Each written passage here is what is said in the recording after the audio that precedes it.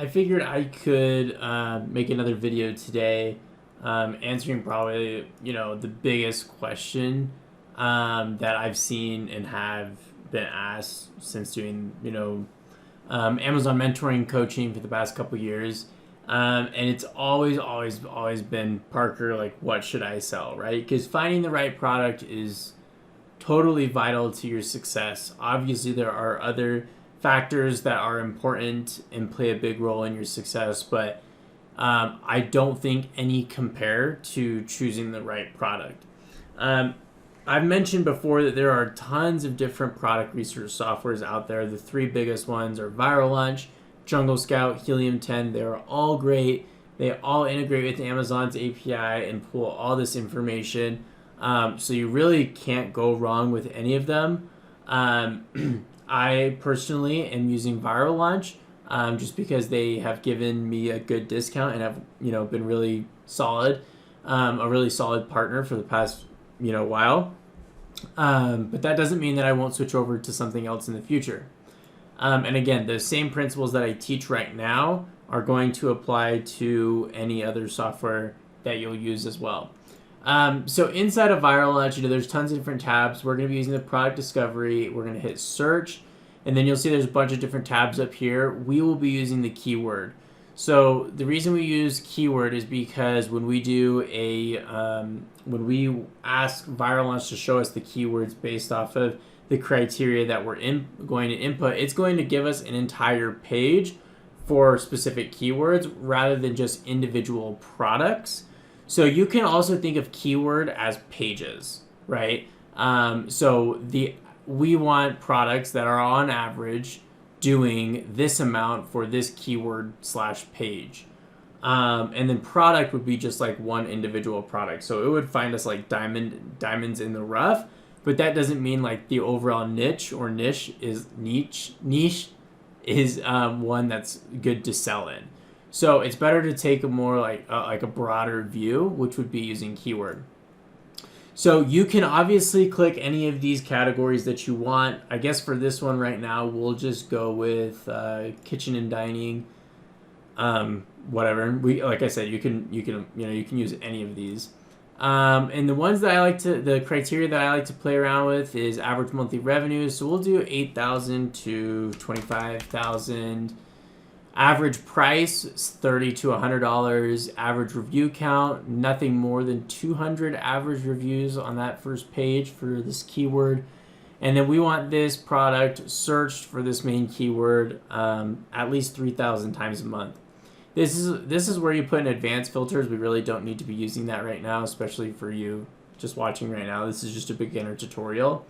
But I'm going to show you a couple products that have potential and ones that, if you wanted to start selling on Amazon, you could look into at a later time. So first thing first, what I'm looking for. I'm just going to keep using the word niche. I'm looking for niche products. I'm looking for things that are mostly sold online rather than being able to go to Target or Walmart down the road and just purchase there. I'm looking for things that are a little bit more down the rabbit hole, right? That are not saturated. I want to find things that have low competition, but have high demand, high search volume. I want to look for things that aren't going to be insanely expensive to ship. I'm looking for things that when I click on these keywords here in a second, they've got bad listings overall, maybe some bad reviews, so I could potentially come in and add value to the product, maybe bundle it, just make an overall better experience for the customer. You'll see there's a ton of different headers over here. So there's estimated search volume, which totally matters. There's idea score. I don't pay too much attention to this. There's the average price for what it's selling for. They can't calculate the full margin because they don't know what you're paying for. So don't really worry about that. There's average sales per month, which could be important for when you actually go and purchase your bulk inventory. There's average reviews, which is very, very, very important. And then how many sales to reviews is how many sales it takes to actually get a review. And then your average monthly revenue, which is also important. So again, I'm not trying to look for everything like anything like overly complicated, like a sublimation tumblers 20 ounce skinny, like a CO2 regulator, no. But like a slushy cup, sure, like that could be something. A cake stand set, mini honey jars, unbreakable dinnerware, uncrustables. That's hilarious. A pizza turning peel, groomsmen gifts, wheat straw dinnerware sets, a slushy cup maker, dessert table stands. Okay, so like within 30 seconds, we just brought up like 10 possibilities. So a slushy cup. We can look at this like tons of low reviews, right? 22, 68, 13, 10, 11, 19, 6. Like this is crazy low reviews. So one of the cool things that Viral Launch has, it has something called market intelligence. And market intelligence allows us to pool all the information, even more information on these products. So like you can see that the estimated search volume for this keyword is 19,000, which is like really good. You can see that the monthly revenue is actually pretty solid. I mean, some of these guys are absolutely killing it. But like there's a lot that are over 5,000 or around that $5,000 or per month or more range, which is really solid. And on a cheap product like this, I wouldn't expect like the revenues to be insane. But like this has the potential to be a really good beginner product that you may want to look into. I don't always recommend that you sell products under $30. If you're a little bit more, if you're a little tighter on a budget, or if you're kind of apprehensive about starting on Amazon, you don't want to put too much capital in, then this could be a really good product. No doubt about it. Okay, so we'll go on to these ones. Okay, so we've got these cake stand sets. So our top players have 46, 50, 319, 64, 29, 31, 65, 129, 112, 156. Again, I'm just looking purely at reviews right now, pretty much at the top 10 players, just to make sure that there's no like one individual that's got like 1,000 reviews or like a few that's got 1,000 reviews that are going to just kill us.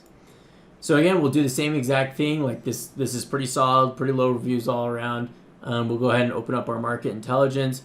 And you guys are noticing, right? Like none of these things are like my passion, right? Like a slushy cup is not my passion, but guess what? Like it makes money, so I guess making money is my passion. So that's simple.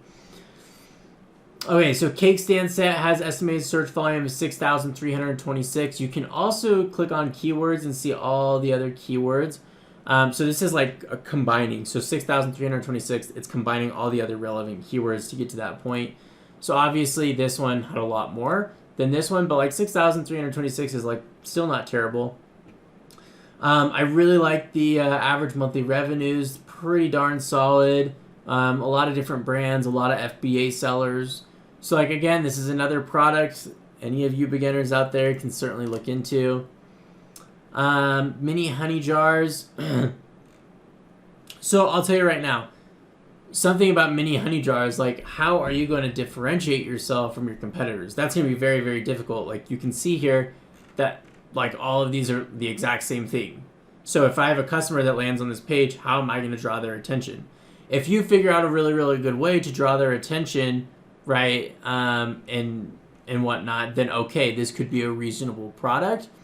But for me, these ones are always just a little bit tough, a little bit more difficult, because you have to get really creative on how to stand out from your competitors.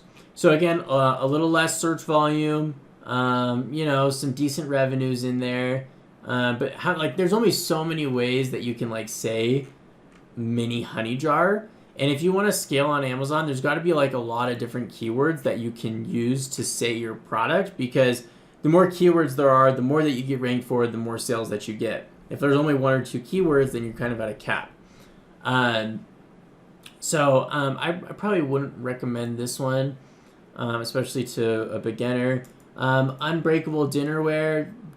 I mean, if you get ranked on the first page for something like this, you will absolutely crush it. All that home and kitchen stuff, especially when it comes to like dinnerware and things like this. I mean, you could go through the roof. It might be a little bit longer of a play, but I mean, this is easy money if you get ranked, right? Like, so 4,954. There's some some smaller search volume keywords, which is and the average monthly revenue is okay. It's there's some big players in here, and then there's some like this guy right here, 15,000, 15,000 average monthly revenue. Like we can like see who this guy is and what he's doing. Okay, so he's selling this, $45. It looks like he's got some variations in there. But this would be something that like you would want to target, right? Because they've got 130 reviews, doing 15K a month. Like this is kind of where you want to be and what you want to be doing right here. But for you beginners, I probably wouldn't go this route. Again, it is a little bit longer of a play, and I know how bad you want to make money really, really quick. Okay, so pizza turning peel. We'll probably just do a few more. Well, yeah, we'll keep going.